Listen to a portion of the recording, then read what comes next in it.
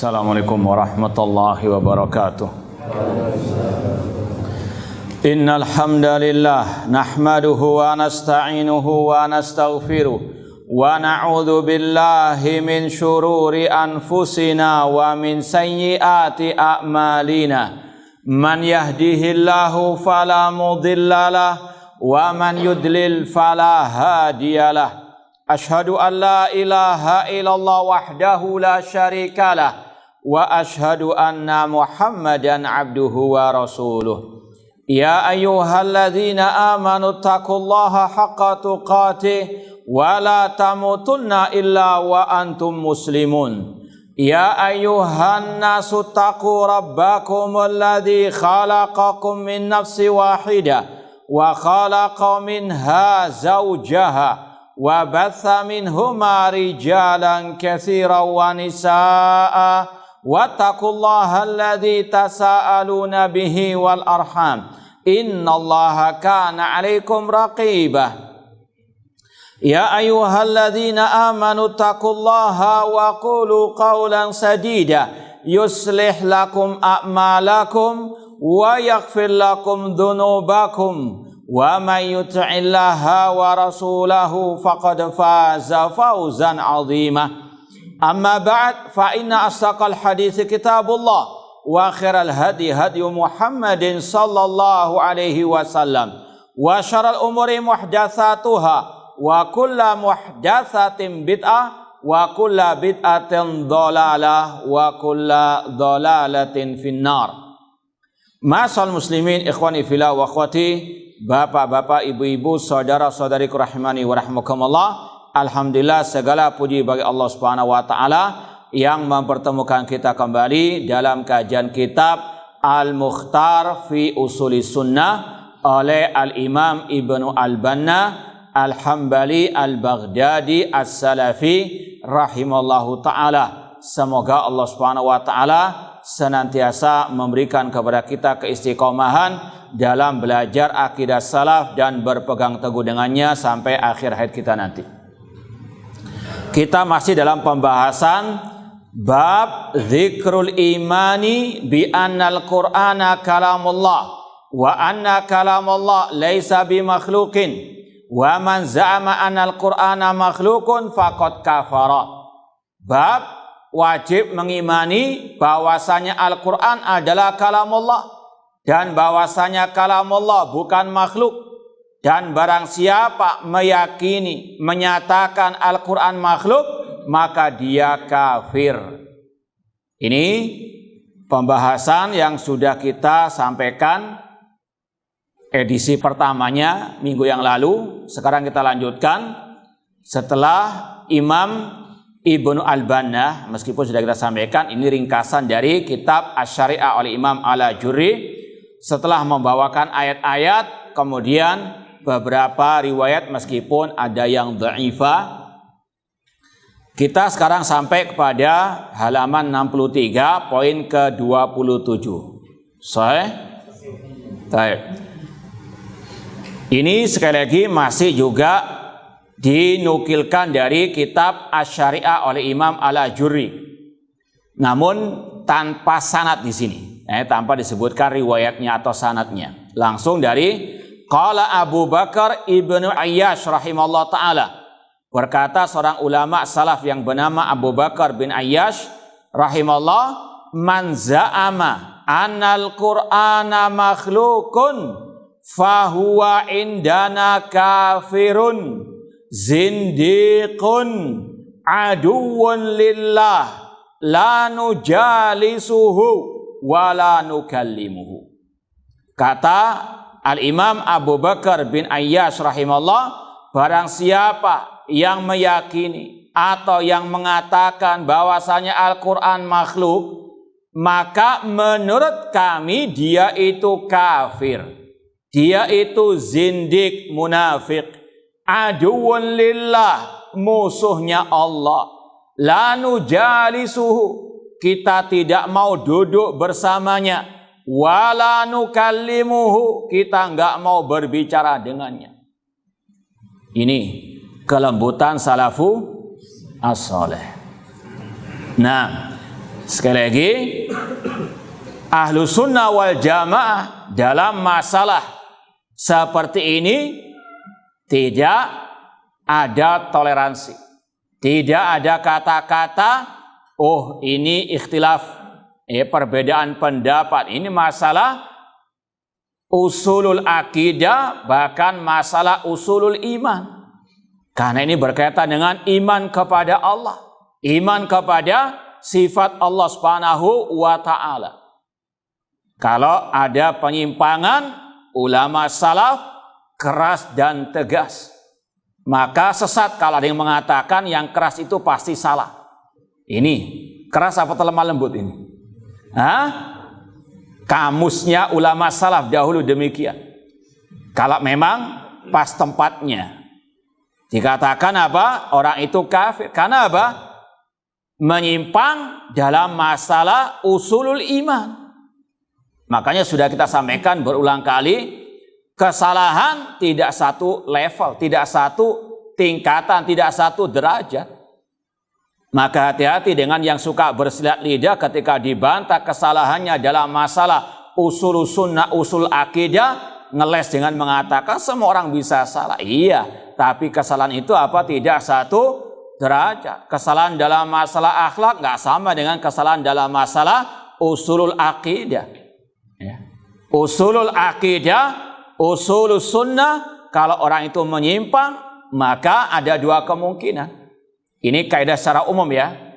Yang pertama, kalau nggak keluar dari Ahlus Sunnah, ya keluar dari Islam. Kalau nggak keluar dari Islam, ya keluar dari Ahlus Sunnah. Ini kalau penyimpangan dalam masalah usul sunnah. Ya, di antaranya di sini.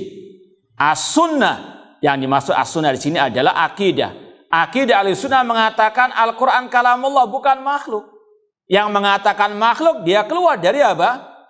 Islam. Bukan hanya keluar dari Ahlus Sunnah, keluar dari apa? Islam. Karena ini berkaitan dengan prinsip-prinsip keimanan, berkaitan dengan sifat Allah Subhanahu wa ta'ala.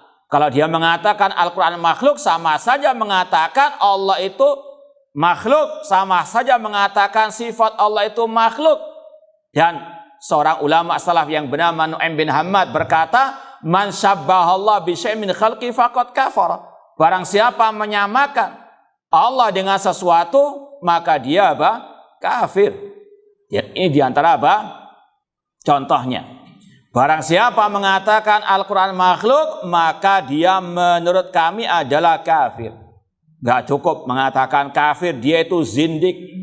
Zindik kalau dulu dipakai ulama salaf lebih ke arah orang munafik. Aduwwul lillah, musuhnya Allah.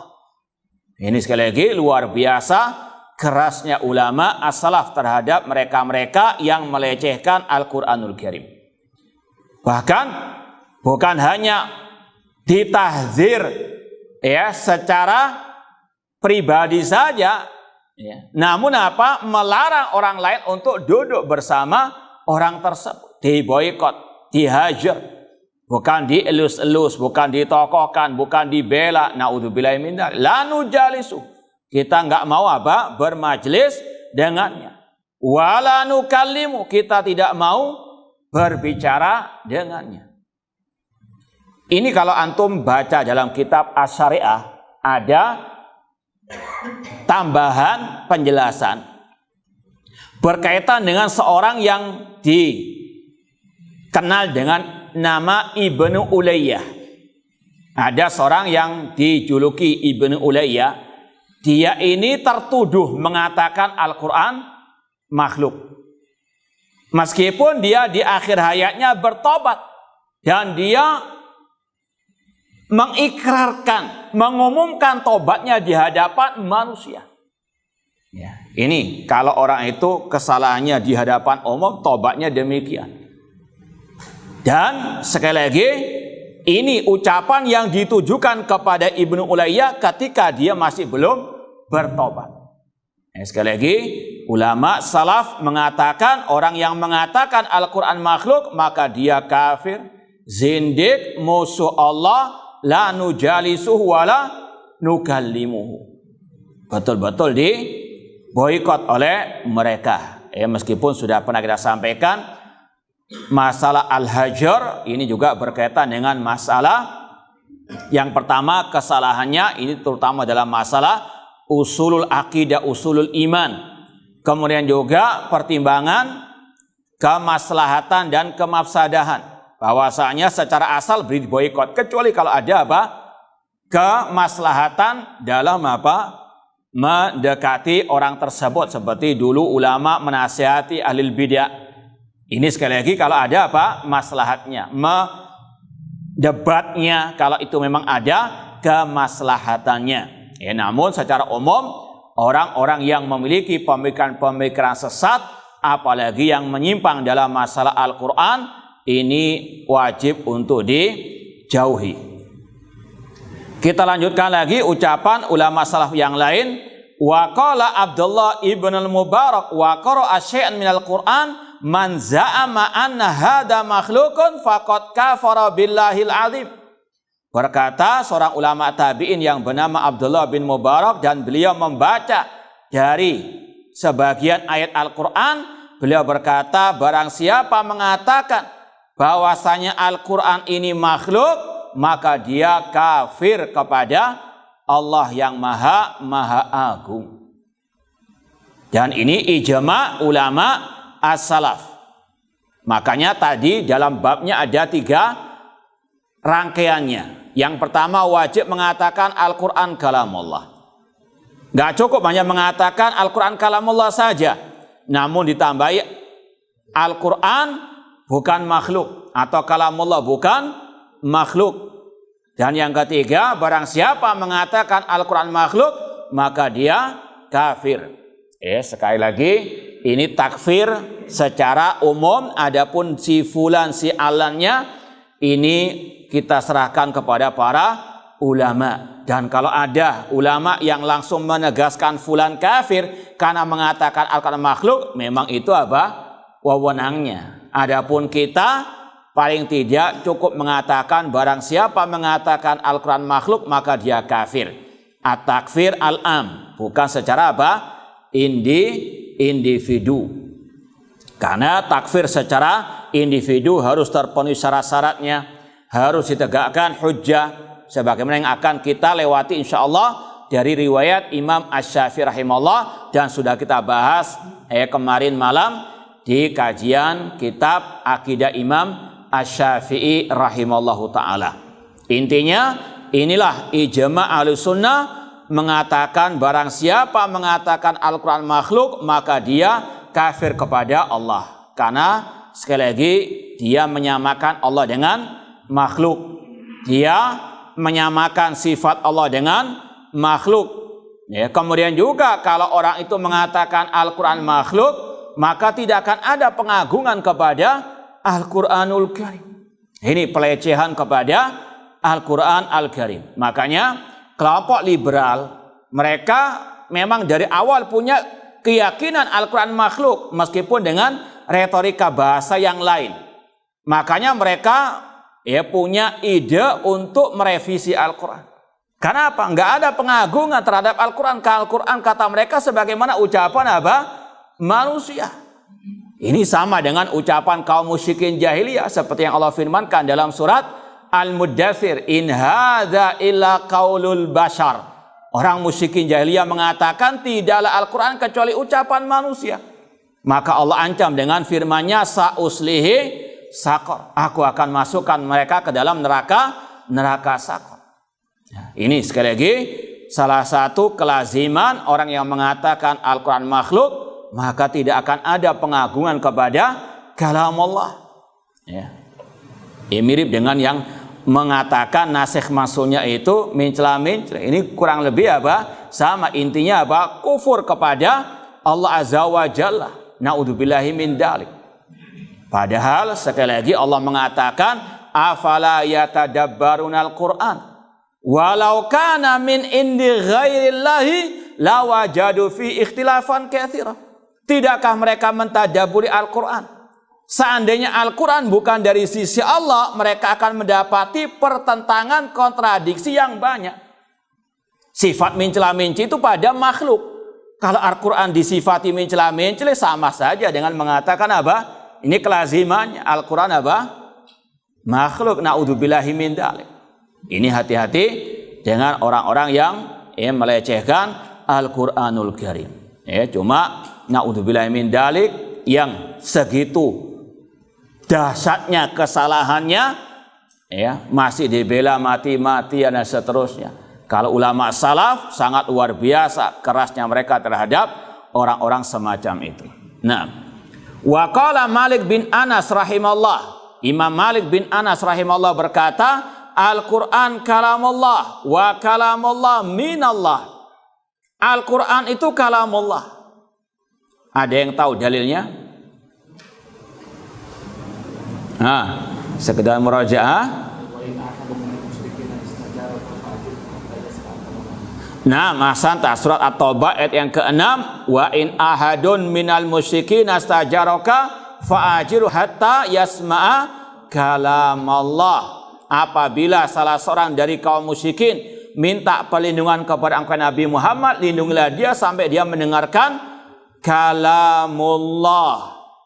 Dan kalamullah sudah kita sampaikan bahwasanya Al-Quran dari segala sisinya itu kalamullah. Yang dibaca oleh Al-Qari itu adalah Al-Quranul Karim. Yang dihafal dalam dada manusia itu adalah kalamullah. Al-Quran yang dihafal oleh para hufaz itu adalah kalamullah. Yang dilihat oleh mata itu adalah kalamullah. Yang didengar oleh telinga, misalnya bacaan imam tadi, Al-Fatihah dan seterusnya, dari surat Al-Quran itu adalah kalamullah. Min kulli jihah, dari segala arah. Ditulis di mushaf itu kalamullah. Bukan kalamullah yang hanya di Lauhul Mahfuz sebagaimana keyakinan ahli al-bidah. Allah mengatakan yang dibacakan oleh Nabi itu adalah apa? Kalamullah. Wa kalamullah minallah. Namanya kalamullah itu dari Allah, minhu bada. Dalam ungkapan sebagian ulama, darinya lah berasal. Artinya tadi dari segala arah itu tetap kalamullah. Seperti kata sebagian ulama, ketika ada yang membaca Al-Quran dikatakan as-saut sautul qari wal kalam kalamul bari. Suara itu suaranya yang membaca. Imam tadi membaca Al-Fatihah, membaca surat misalnya, itu adalah apa? Suaranya imam, itu makhluk kalau suara. Namun yang keluar dari lantunan ayat-ayat itulah namanya kalamullah. Karena kaidahnya ucapan atau al-kalam dinisbatkan kepada yang pertama kali mengucapkannya.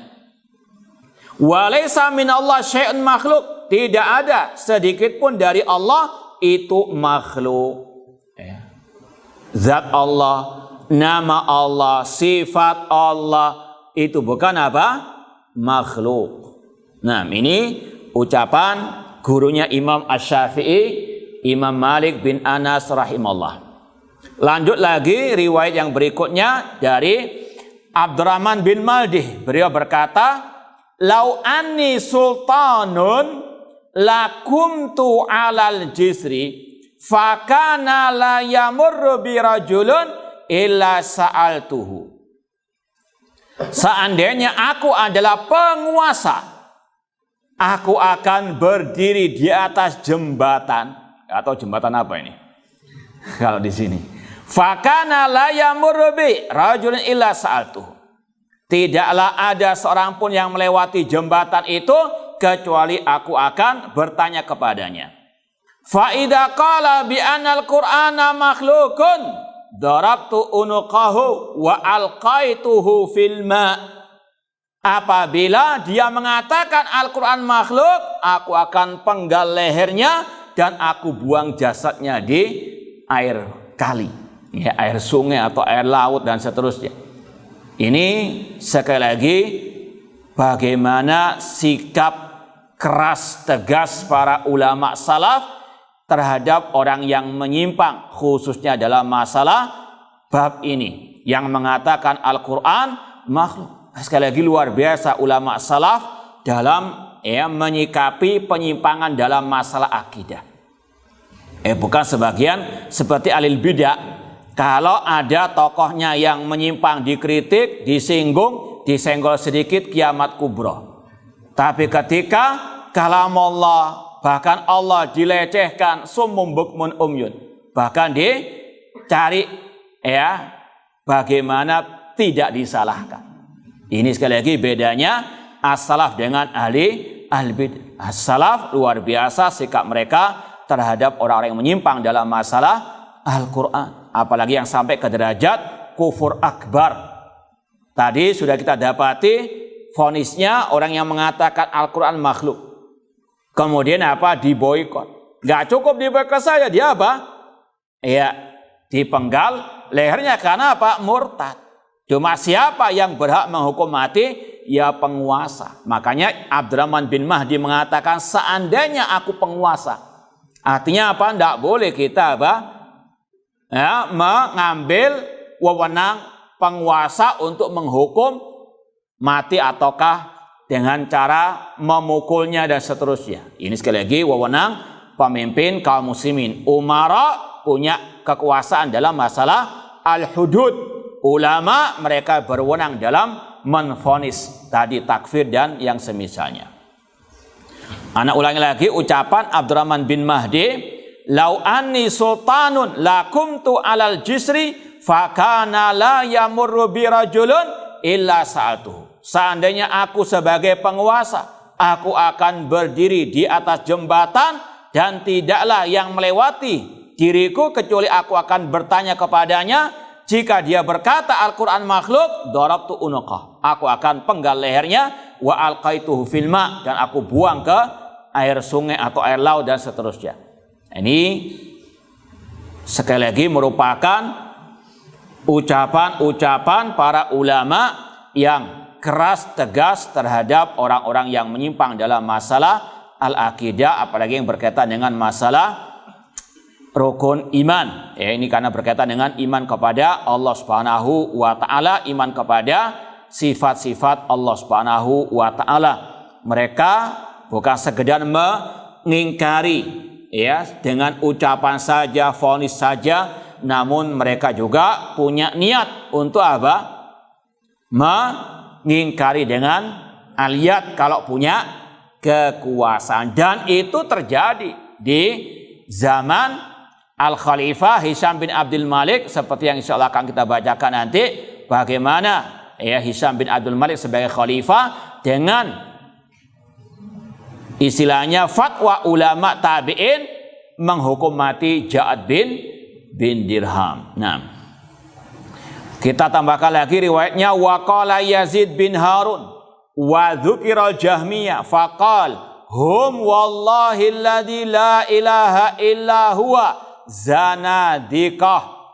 Yazid bin Harun ketika disebut tentang kelompok Al-Jahmiyah, beliau berkata, mereka demi Allah yang tidak ada sesembahan yang hak kecuali Dia, mereka kelompok Jahmiyah adalah zanadikah, jamak zindik, munafik atau orang-orang kafir.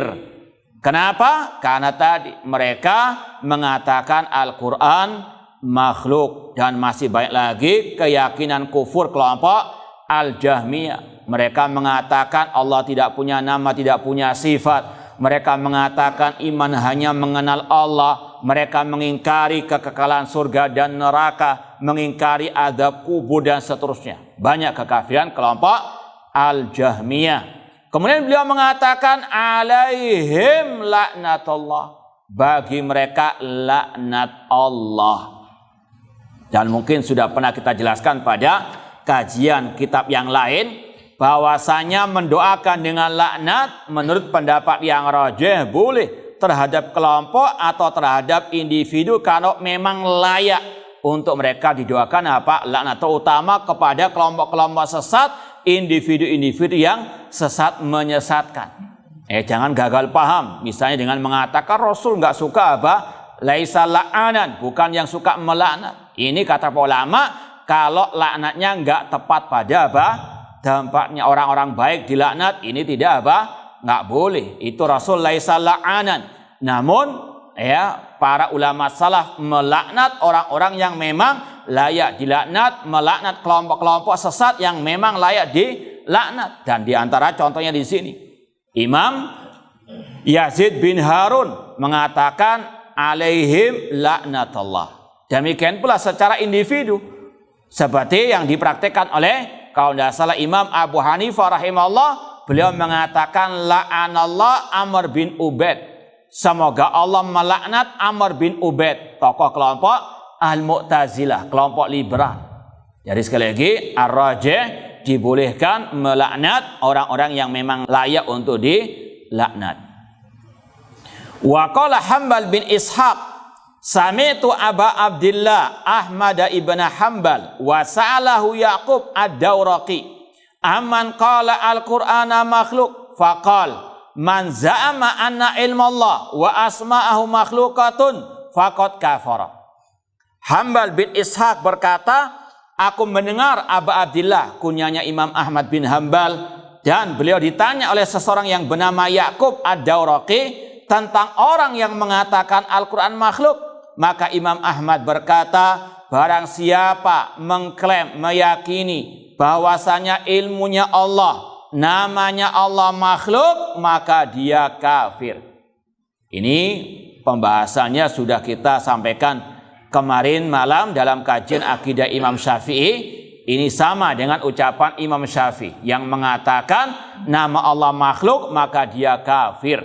Ya, ini sekali lagi, ulama salaf tidak pernah berselisih pendapat dalam masalah al-aqidah. Akidah mereka satu. Di antaranya masalah ini. Ya, Imam Ahmad mengatakan barang siapa mengatakan ilmunya Allah, namanya Allah makhluk, maka dia kafir. Karena ilmunya Allah sifat Allah, kalam Allah sifat Allah. Barang siapa mengatakan kalam Allah makhluk, maka dia kafir. Sama dengan nama-nama Allah bukan makhluk. Apalagi nama-nama Allah tercantum dalam Al-Quran, dan Al-Quran bukan apa? Makhluk. Maka barang siapa mengatakan nama Allah makhluk, maka dia kafir. Dan ungkapan-ungkapan ini di awal munculnya tadi untuk membantah kelompok Al-Jahmiyah. Mereka yang membuat bid'ah plus kufurnya ini, yaitu mengatakan nama Allah makhluk, kalamullah makhluk, dan seterusnya. Yaqulullahu ta'ala, Allah berfirman, faman hajjaka fihi min ba'di ma ja'aka minal ilm. Barang siapa yang mendebatmu setelah datang kepadamu dari al-ilmu. Yang dimaksud al-ilmu di situ adalah Al-Quran. Al-Quran dari ilmunya Allah, dan ilmunya Allah sifat Allah bukan makhluk. Barang siapa mengatakan makhluk, maka dia kafir. Afalaisa huwal Quran. Kata Imam Ahmad, bukankah ilmu yang dimaksud dalam ayat tersebut adalah Al-Quran? Faman za'ama anna ilmallah wa asma'ahu wa sifat makhlukatun fahuwa kafirun. Barang siapa mengklaim bahwasanya ilmunya Allah, nama-namanya Allah, sifat-sifatnya Allah makhluk, maka dia kafir. Dan sudah kita sampaikan pada kajian kemarin, salah satu kelaziman mengatakan Al-Quran atau nama Allah makhluk, itu kelazimannya kufur, yaitu apa? Iya, kalau antum mengatakan nama-nama Allah makhluk, seperti Ar-Rahman, Ar-Rahim itu makhluk, berarti kalau antum berdoa ya Rahman, antum berdoa kepada siapa? Naudzubillahi min dzalik. Ini sekali lagi salah satu kelaziman ucapan kelompok Jahmiyah yang mengatakan nama Allah makhluk. Kalau mengatakan nama Allah makhluk, berarti antum kalau berdoa ya Allah ya Rahman ya Rahim ya Al-Aziz, itu berarti antum berdoa kepada apa?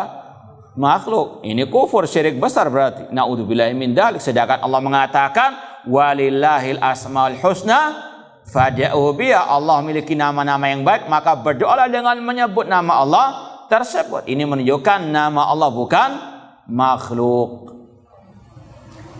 La asyukku fi dzalik. Aku tidak ragu, kata Imam Ahmad, tentang kekafiran orang tersebut. Idza i'taqada dzalik.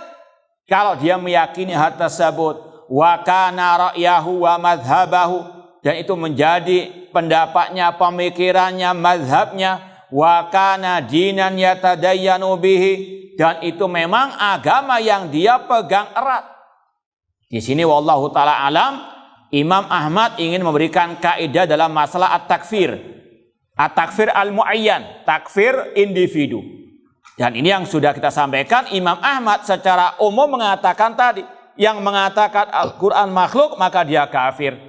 Tapi individu tertentu tidak beliau kafirkan, sebagaimana al-khulafa as-salasa, 3 khulafa di zaman beliau, al-Ma'mun, al-Mu'tasim, al-Wathiq, enggak beliau kafirkan. Kenapa? Karena beliau meyakini masih belum tegak hujjah terhadap mereka.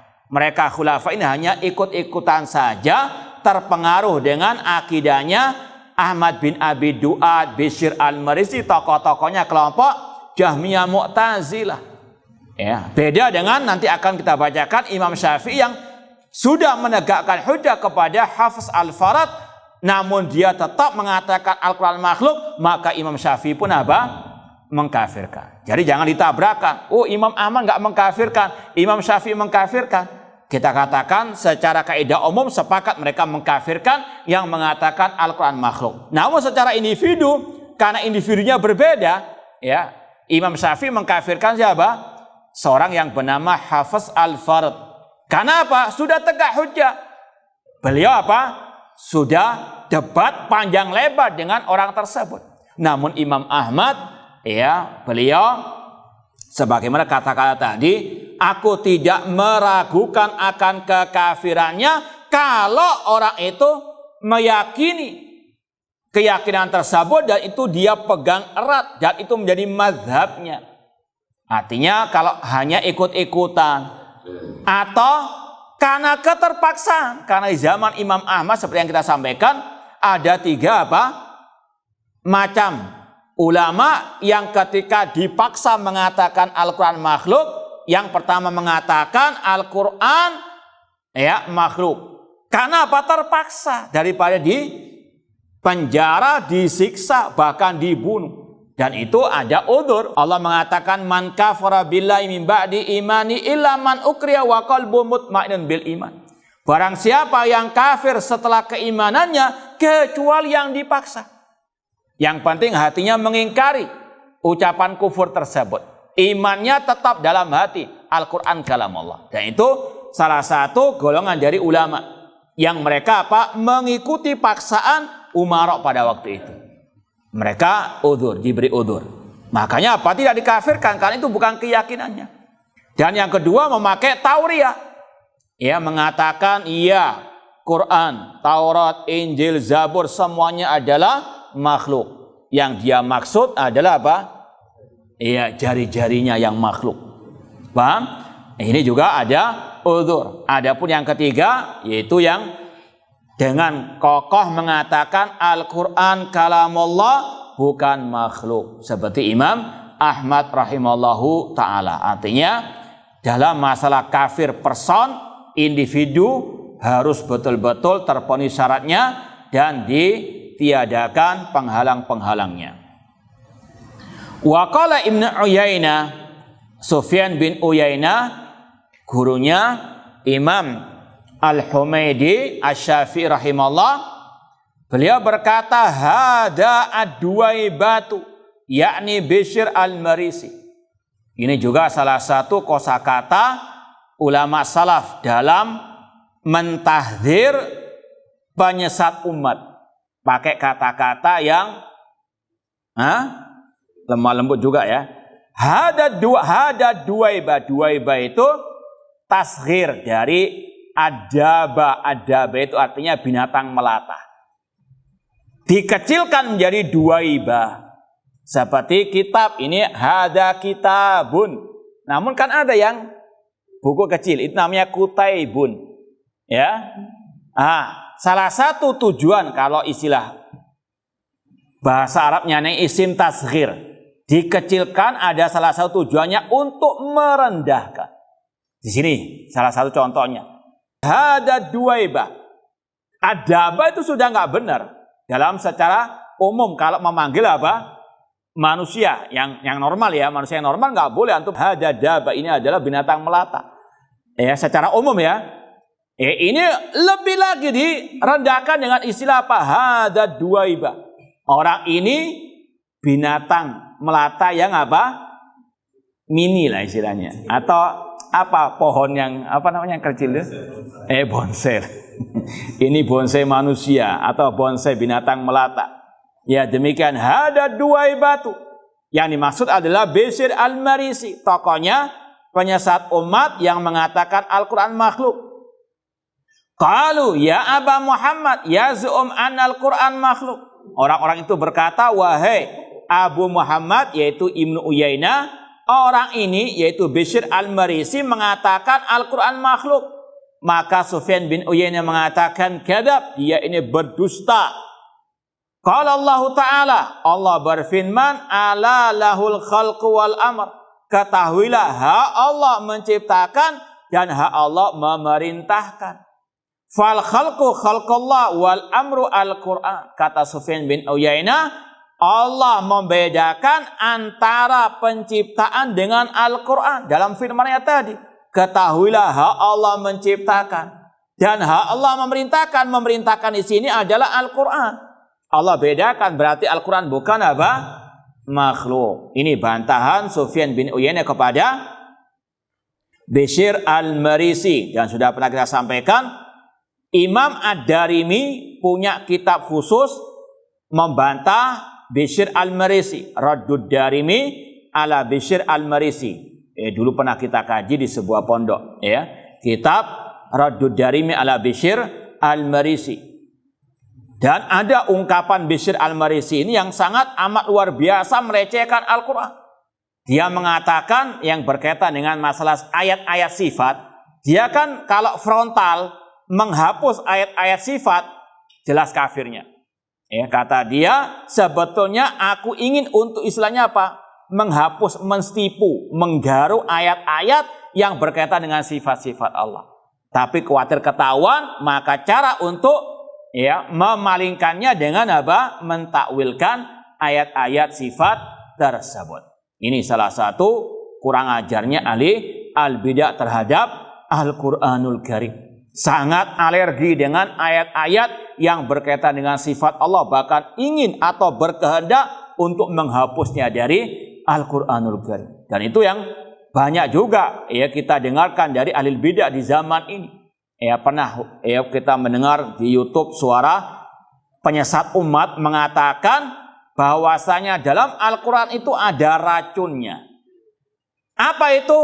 Ar-Rahman 'alal Arsistawa. Itu kata dia apa? Racunnya Al-Quran. Dan itu sebagai rahasia umum di kalangan mereka. Bagaimana mereka sangat amat alergi dengan ayat-ayat sifat. Karena itu bertentangan dengan hati mereka yang telah berkarat dengan kesesatan. Naudzubillahi min dzalik. Wa qala Waqi', berkata Waqi' dari ulama salaf yang juga merupakan gurunya Imam Asy-Syafi'i rahimahullah, beliau mengatakan man qala Al-Qur'an makhluk faqad kafara. Barang siapa mengatakan Al-Qur'an makhluk maka dia kafir.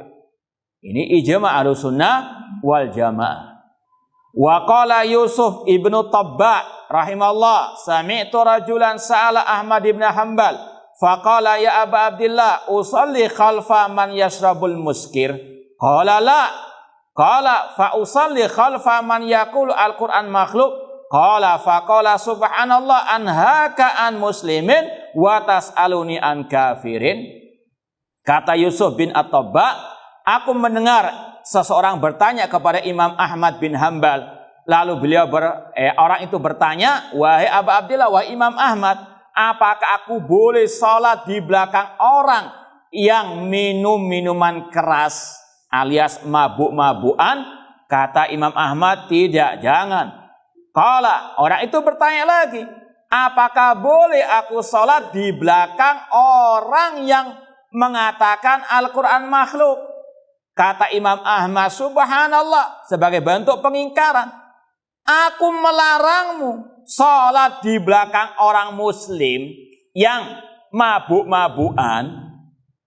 Aku sudah melarangmu, kok tanya masalah apa? Salat di belakang orang kafir. Yang muslim saja kalau dia tadi minuman-minuman keras saya tidak membolehkan, kok tanya tentang apa? Orang atau salat di belakang orang kafir. Ini sekali lagi bagaimana perbedaan Imam Ahmad terhadap orang yang kesalahannya meskipun sama-sama dilarang cuma levelnya apa? Berbeda. Tentunya yang mengatakan Al-Quran makhluk lebih dahsyat apa? Kesesatan, kesalahannya. Kemudian kita baca lagi, qala Syafi'i wa nadharahu Hafsun al-Farad. Ini yang kita isyaratkan tadi. Imam Asy-Syafi'i rahimahullah pernah berdialog, berdebat dengan seseorang dari tokoh penyesat umat yang bernama Hafs al-Farad. Bihadrati walin kana bi Misra, di hadapan penguasa di Mesir pada waktu itu. Wa kana yusammihi Hafs al-Munfarida, dan Imam Asy-Syafi'i menamainya dengan Hafs al-Munfarid. Al-Munfarid artinya yang menyendiri, yaitu yang menyendiri dengan kesesatan. Yusammihi Hafs al-Munfarid li'annahu yaqulu bi khalqil Qur'an, karena Hafs al-Farad mengatakan Al-Qur'an makhluk.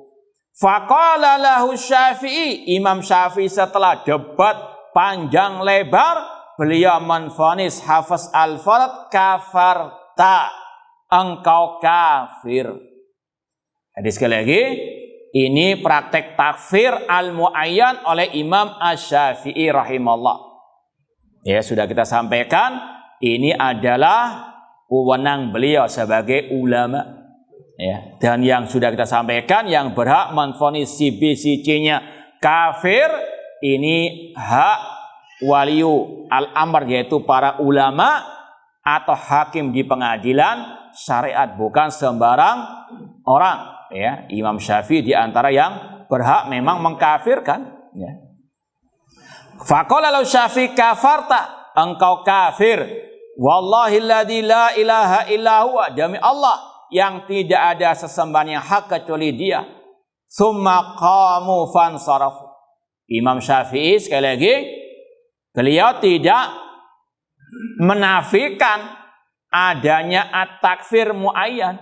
Bukan seperti yang digembar-gemborkan oleh yang mengaku Syafi'iyah. Sedikit-sedikit takfir, sedikit-sedikit kafir. Ini contohnya Imam Syafi'i. Mengkafirkan kalau memang apa? Berhak dikafirkan, baik secara ucapan keyakinan ataupun individunya. Jadi at-takfir itu harus disikapi pertengahan, tidak boleh antipati, melarang secara mutlak, dan tidak boleh juga gegabah sebagaimana kelompok Khawarij Ahlussunnah pertengahan, mengkafirkan sesuai dengan kaidah-kaidah yang telah ditetapkan oleh ulama Ahlussunnah wal Jamaah. Yang pertama berkaitan dengan ucapan, perbuatan atau keyakinan, apakah kufur besar atau tidak. Dan sepakat tadi yang mengatakan Al-Quran makhluk, maka kafir. Kemudian langkah kedua, kalau sudah ketahuan ucapan keyakinan ini kufur besar, apakah pelakunya kafir atau tidak, harus terpenuhi syurutnya. Ini yang berhak menimbangnya siapa? Menilainya para ulama tadi, hakim di pengadilan asy-syariah. Contohnya tadi Imam Ahmad meskipun disiksa oleh penguasa yang punya keyakinan Al-Quran makhluk, namun beliau tidak mengkafirkan penguasa tersebut, karena tadi beliau tidak melihat syurut takfir terhadap penguasa itu terpenuhi. Wallahu ta'ala alam. Kemudian kata murid beliau, summa qamu fansaraf. Imam Syafi'i tadi menegaskan takfirnya dengan sumpah. Kafarta wallahi, engkau kafir demi Allah yang tidak ada sembahan yang hak kecuali Dia. Dengan apa? Sumpah beliau mengkafirkan. Ini sekali lagi sesat yang fobi, alergi dengan takfir atau melarang takfir secara mutlak. Atau tadi yang nggak suka secara tadi keras secara mutlak, ini sesat. Karena apa? Ucapan kafarta itu keras atau lembut? Hah? Kafarta. Lembut atau keras? Baik. Apakah lembut harus seperti itu? Baik. Ala kullin. Ini sekali lagi Imam Asy-Syafi'i rahimahullah mengkafirkan Hafiz al-Farad. Ini praktek takfir ala Imam Asy-Syafi'i rahimallahu ta'ala. Summa qamu fansarafu. Orang-orang pun apa? Meninggalkan majlis dialog debat tadi. Fasamitu Hafsan yaqul. Aku mendengar Hafs yang dikafirkan Imam Syafi'i berkata, asyata wallahi bidami. Imam Syafi'i memvonisku apa? Halal darahku. Atau Imam Syafi'i menghalalkan darahku. Karena apa? Menvonis kafir. Nah, dan tidak ada yang mencela Imam Syafi'i. Oh, Imam Syafi'i terlalu keras, terlalu ekstrem. Tidak ada. Ya, karena apa? Memang beliau menempatkan takfir pada apa? Pada tempatnya. Qala Syafi'i rahimahullah. Imam Syafi'i berkata, Al-Quran kalamullah ghairu makhluk. Al-Quran kalamullah bukan makhluk. Wa man qala makhlukun fahuwa kafir. Barang siapa mengatakan Al-Quran makhluk, maka dia kafir. Insyaallah kita lanjutkan ba'da al-adzan. Wallahu taala alam. Baik, kita lanjutkan. Qala Syafi'i, Imam Syafi'i berkata, Al-Qur'an kalamullah ghairu makhluk. Al-Qur'an kalamullah bukan makhluk. Dan ini juga sekaligus membantah sebagian orang yang menisbatkan diri sebagai pengikut Imam Asy-Syafi'i. Cuma mengatakan Al-Quran adalah ibaratan kalamillah. Enggak langsung mengatakan kalamullah. Kalau Imam Syafi'i mengatakan Al-Quran kalamullah, itu adalah firmannya Allah. Bukan ibarat, serapannya ataupun fotokopiannya kalamillah. Ini ada dari sebagian para pengikut yang mengaku pengikut Imam Syafi'i, tapi ya menyimpang dalam masalah akidah yang satu ini, yang pada hakikatnya sama saja mengatakan Al-Quran makhluk. Kata mereka kalamullah itu maksudnya bisikan jiwanya Allah. Allah nggak berbicara dengan suara, namun Jibril memahami apa yang ada dalam diri Allah, kemudian Jibril yang takbirkan kalamullah tersebut. Berarti Al-Quran kalamnya siapa? Jibril. Sama saja mengatakan Al-Quran makhluk. Ini beda dengan akidah Imam Syafi'i. Imam Syafi'i mengatakan Al-Quran langsung kalamullah, bukan ibaratan an kalamillah. Ini sekali lagi banyak kesesatan-kesesatan dalam bab ini yang diyakini oleh kelompok-kelompok sesat, diantaranya juga yang mengaku sebagai pengikutnya Imam Asy-Syafi'i rahimahullah ta'ala. Sedangkan Imam Syafi'i jelas-jelas mengatakan Al-Quran kalamullah bukan makhluk. Wa man qala makhluk fahuwa kafirun. Kita tambahkan lagi ucapan berikutnya. Wa qala Abu Ubaid Al-Qasim bin Salam rahimahullah, man qala Al-Quran makhluk faqad iftara 'ala Allah. Barang siapa yang mengatakan Al-Quran makhluk, maka dia berdusta atas nama Allah. Wa man adlamu mimman iftara 'ala Allahi kadiba. Siapakah yang lebih zalim daripada yang berdusta atas nama Allah Ta'ala. Wa qala 'ala Allahi ma lam yaqulhul yahudu walan nasara. Bahkan kata Abu Ubaid Al-Qasim bin Salam, dan dia berkata tentang Allah apa yang tidak pernah dikatakan oleh orang Yahudi ataupun oleh orang Nasara. Lebih kufur daripada Yahudi dan Nasara. Na'udzubillah min dzalik. Kalau antum hitung, itu ada berapa ucapan ulama atau berapa ulama yang mengkafirkan, yang mengatakan Al-Quran makhluk? Ada berapa? Ya? Berapa? Nah, ada berapa? 10 ada? Hah? Ada 11. Itu sebetulnya kalau mau diperinci ada 500 lebih. Ya, yang mengatakan kafirnya orang yang mengatakan Al-Quran makhluk itu lebih dari 500 ulama salaf, dan itu dibawakan oleh Imam Al-Lalikai, ya dalam kitabnya Syarh Ushul I'tiqad Ahlussunnah wal Jamaah. Ini juniornya Imam Al-Ajuri. Imam Ajuri ulama abad keempat, Imam Al-Lalikai ulama abad ke-5 Hijriah. Ya, yang saya punya ada 5 jilid buku ini. Ini jilid yang pertama. Di jilid pertama ini ada istilahnya 2 bagian. Bagian pertama yang pernah kita sering kaji dulu, beliau Imam Al-Lalikai menukilkan akidah ulama-ulama salaf. Akidahnya Sufyan Ats-Tsauri, dulu pernah kita kaji juga. Akidahnya Imam Bukhari, akidahnya Imam Ahmad, akidahnya Sal bin Abdillah At-Tustari, Sufyan bin Uyainah, Imam Al-Auza'i, Imam Ali bin Madini. Dikumpulkan akidah-akidah mereka dalam juz pertama atau jilid pertama ini. Nah, baru bagian yang kedua berkaitan dengan masalah sifat-sifat Allah. Di antaranya masalah tadi, siapa saja ulama salaf yang mengkafirkan orang yang mengatakan Al-Quran makhluk.